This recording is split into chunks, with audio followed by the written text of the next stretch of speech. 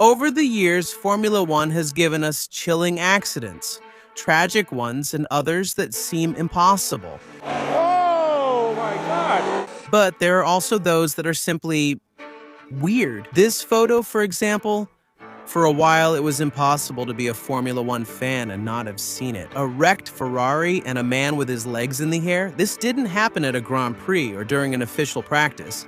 It wasn't even part of the World Championship. But the photo left everyone with the same questions. Who is that man? Where did this happen? And how did he walk away as if nothing happened? Because yes, he got out of the car on his own without help or serious injuries. And that's what caught everyone's attention the most because it didn't make any sense. That's why today I'm going to tell you the unusual story behind an image that seemed impossible. And I assure you, the story is even more incredible than the photo.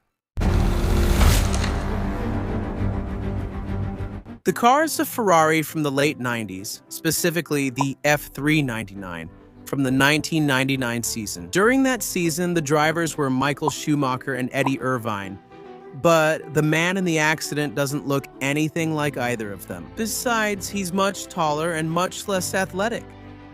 His name is Federico Kroijmans, and surprisingly, he walked away from this accident on his own. Kroijmans was a Dutch millionaire, owner of a Ferrari dealership in the Netherlands, and he owned the F399, which he crashed during the 2004 Monterey Historic Festival at Laguna Seca. However, the F399 was not just any car, it was the car with which Eddie Irvine almost won the 1999 World Championship against Mika Häkkinen, when Schumacher was out of several races due to his accident at Silverstone. But we'll talk more about this accident in a moment because it's really important for this story. In addition, this single-seater gave Ferrari its first constructor's title in over 20 years.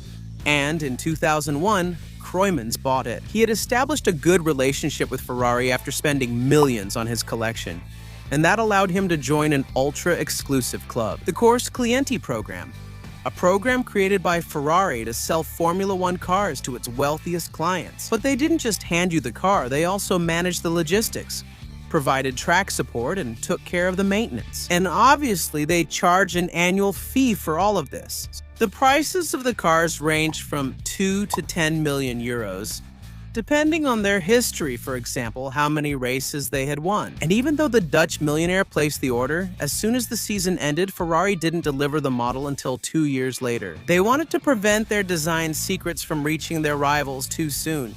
During the race of the 2004 Monterey Historic Festival, at Laguna Seca, it was rumored that Federico lost control during the warm-up lap. A witness wrote the following on a forum: "I was sitting under a tree at the exit of turn 6 and I saw everything. He wasn't going that fast. He stepped on the accelerator too early and spun to the inside, hit the wall with the front right. It wasn't that hard of a hit. Turn 6 at Laguna Seca is fast and has a steep drop in the middle, which makes it extremely difficult. With so much power and so little weight, you don't need to be at the limit to make a mistake.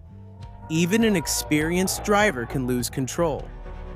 Although the photos may suggest otherwise, it wasn't a serious accident. According to witnesses, Kroijmans went off and hit the wall at less than 120 kilometers per hour. It's not a low speed, but it's definitely not something that would make you think a Formula One car would split in two. It didn't make sense, but then why did it break like that? Evidence suggests Kroijmans modified the car because, being taller than the original drivers, he needed a longer cockpit, and that change completely compromised the structural rigidity of the chassis. A user posted the following in the comments of the video that driver 61 made in Spanish about this case. "This year, 2023, the Ferrari Challenge was held in Cheste. I spoke with an engineer who said they cut and reassembled the car so the driver, who is 1.9 meters tall, could fit. But there wasn't enough time for the carbon fiber to cure either.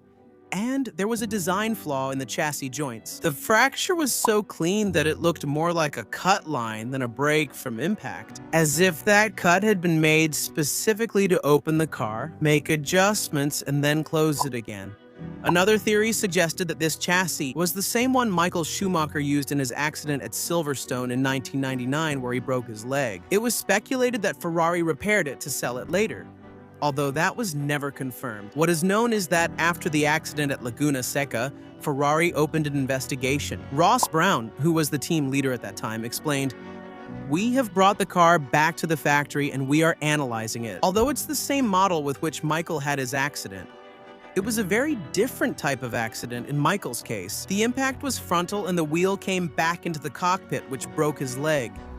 In this case, as far as I understand, the car hit a barrier backwards and one of the wheels got stuck while the car was spinning, which created a tensile load on the chassis. But there's more. A supposed former member of the Maranello team wrote this on an internet forum. The story is very simple. I was working for the team at that time. There are about 8 months between the start of a car's design and its first time on the track. The chassis team made a design, but we didn't have an autoclave big enough to fit it, and there wasn't time to look for another option. After thinking it over, a two-piece solution was chosen that didn't satisfy anyone. The driver's safety, honestly the only one we cared about, was a major concern. A specialist from that time told me about the problems with the bonding and how the chassis was split to pass the crash test. It was expected to be right on the edge, but to pass, I'm pretty sure he also expressed concern about how the glue would hold up over time, since there was no long-term data available. For the next season, the autoclave issue was resolved, so those weird tricks weren't done again. In simpler terms, even though the car passed the crash tests,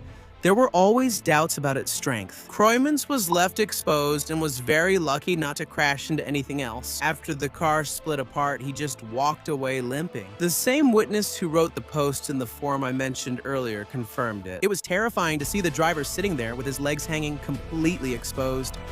He was able to get out of the car limping. As I mentioned in one of the initial theories, it's not unusual for Formula One cars to be modified for taller drivers. With bodies like that, often there's either no room for the knees, or they have to sit a bit higher in an extremely unsafe position. But when those modifications affect the integrity of the monocoque, the risk increases considerably. After the accident, Ferrari's mechanics arrived right away, covered the car, and took it away immediately. The area where it broke was critical, right where the steering wheel goes. Everything points to the fracture happening exactly at the spot where a cut had been made to lengthen the cockpit, and then rejoining it with carbon fiber. And although this type of joint can be very strong, it will never be at the level of an original monocoque. Years later, at a similar event, they interviewed Kroijmans about what happened. They asked him if he was afraid to drive a car like that again after a year and a half since the accident. And he answered like this. Getting back to it again is a very different direction. You steer very quickly, you brake very late, so you need to get back into the rhythm. The millionaire was very fortunate to have walked away without serious injuries. And although the accident wasn't violent in terms of speed, it was visually dramatic. The image went around the world and continues to do so to this day as one of the strangest moments ever starring a Formula One car. And if you think this was weird, it doesn't even compare to what happened in Indianapolis in 2005. So much so, that day was marked not only as one of the strangest days in the history of the sport, but also as the most shameful. So watch this video and find out what happened at the 2005 United States Grand Prix, which is considered the greatest humiliation Formula One has ever experienced.